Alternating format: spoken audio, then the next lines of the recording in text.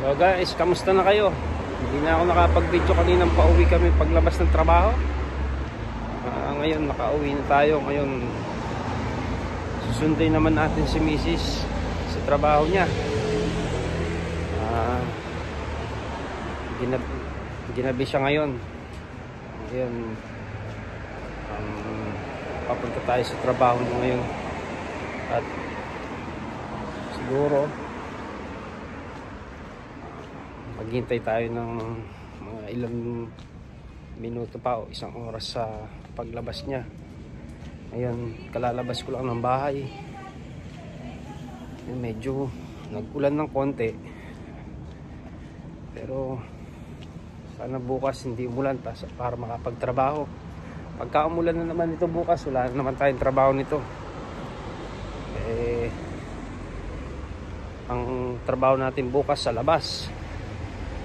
Kaya pagka umulan, mahirap magtrabaho. So ngayon, sana hindi na umulan bukas. Ngayon ang lugar dito ako ngayon sa malapit pa sa bahay namin. Trabaho lang ni Mrs. malapit lang naman sa bahay kaya lalakarin lang natin, tapos magtatambay muna tayo dun sa mall kasi medyo mainit ang panahon.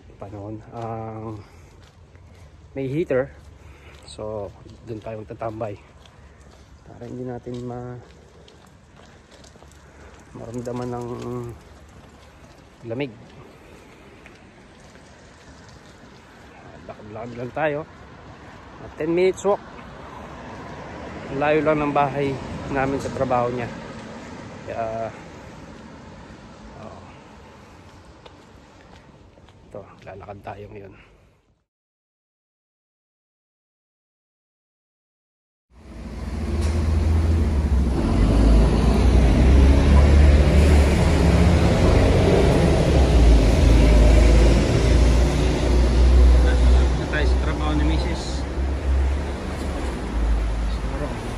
Walk pa o 5 minutes. Nakikita yung kulay red na ilaw sa building na yun.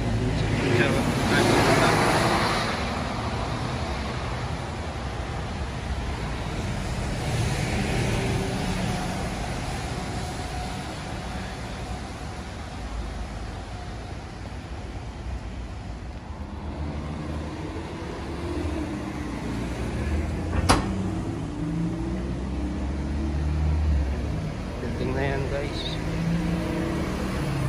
bilis matayo, bilis sila magtrabaho. Yan, ganyan nakakataas guys. Nakikita nyo basa yung kalsada, umulan, kaya matakin naman ng sobrang lamig.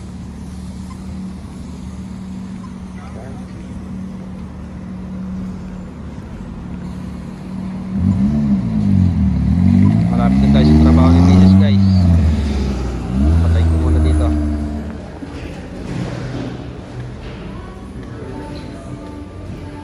So yun, dito na tayo sa loob ng mall. Punta na tayo sa trabaho ni Mrs.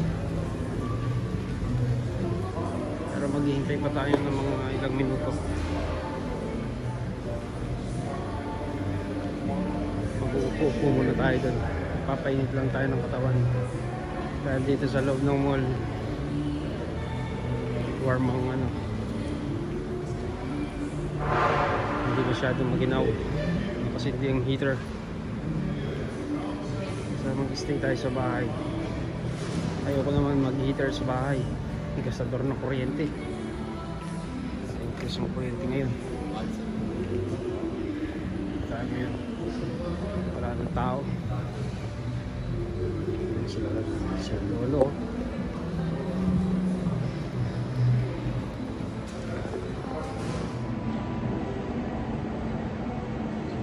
Yun mga idol, dito naman tayo. Upo muna tayo habang hinihintay natin si Mrs. Hinihintay tayo mga ilang minuto, siguro mga kalating oras pa. Hintay tayo. Pero mas maganda muna, maglakad-lakad muna ako sa taas. Titingin ako ng mga sale na pang-trabaho. Ang damit. So, pasyal ko kayo sa bilihan ng mga murang damit. So, yun guys. Sa supermarket na yan. Diyan nagtatrabaho si Mrs. Diyan natin susunduin. Pero tayo, pupunta muna tayo ng Kmart. Sa bilihan ng murang damit. Pantrabaho.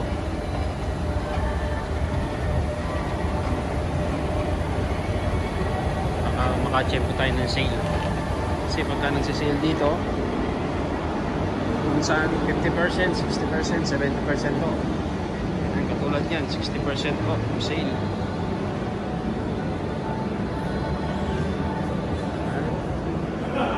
Sale na ngayon kasi mid-sale ngayon.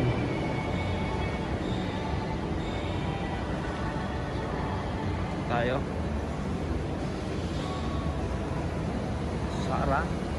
Sarado na. Maganda ng short, $39 lang.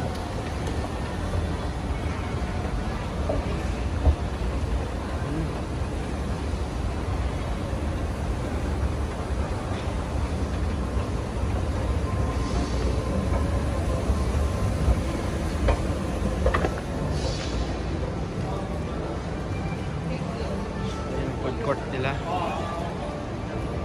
Pupunta tayo ng Kmart. Tingin tayo ng murang damit na mabibili kung meron. Yun kasi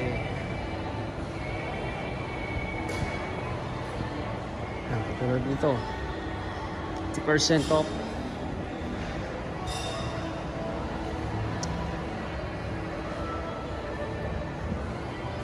Usually dito ang mga mall Monday, Tuesday, Wednesday 5 o'clock lang sarado na yung mga butik. Pero yung Kmart sa supermarket hanggang 10 o'clock bukas. Pero itong pinupunta natin na Kmart na to, alam ko 9 o'clock ang sarado nila o 8 o'clock. Yan yung Kmart na yan. Diyan tayo pupunta. Pakita ko mamaya sa inyo yung loob.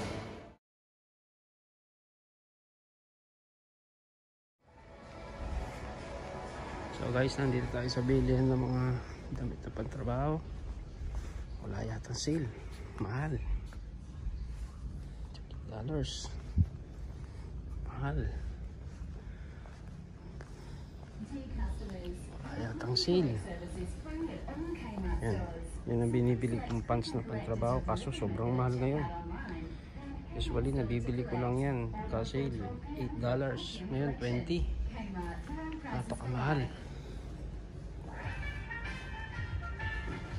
Wala na yatang mura kahit saan. Yan, lalo na to. Mahal, tigdi 35. Ito 30. Ito 59 pa. $59. So wala tayong mabibili ngayon dito guys. Sobrang mahal, walang sale. Dito tayo sa mga pambata, baka meron tayong makitang yan, yung mga pambabae. May bra, panty para kaila misis.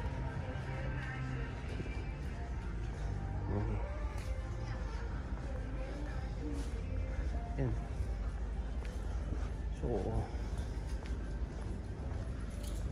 tayo sa pambata. Guys, nandito tayo sa mga pambata. Dito ko lang binibili yung mga damit ng mga pamangkin ko. Yan. Minsan dito makakita ako ng $3, $2. Jacket. Mahal. Mahal din. Sale na $12 pa. Pangit lang. Yan, sapatos ng pambata. Wala din sale. Ayan. Napakakit nito. Ikano? Oh my god, $10 pa.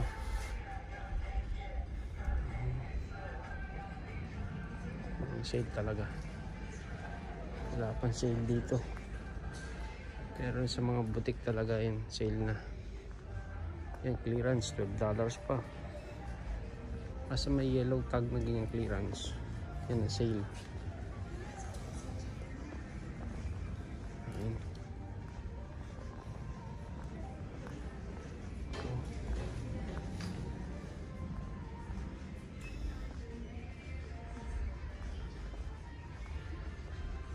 Mga laruan, diyan ko binibinin. Ayan, diyan adik yung pamangkin ko. Ayan.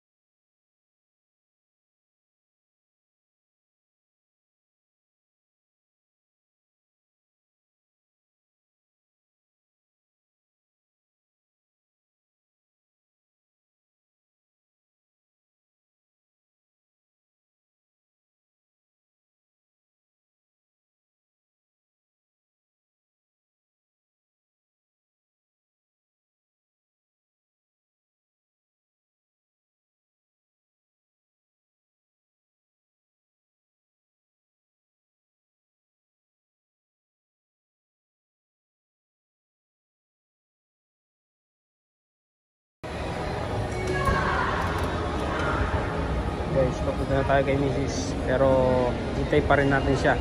Upo muna tayo sa inupuan natin kanina.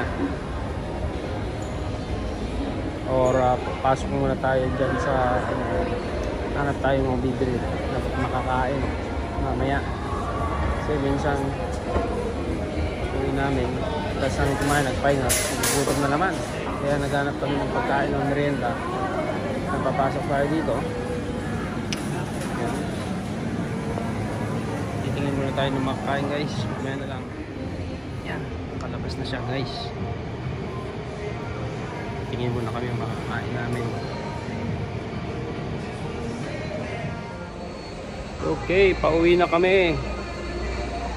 O, tingin ka muna. Shoutout ka muna.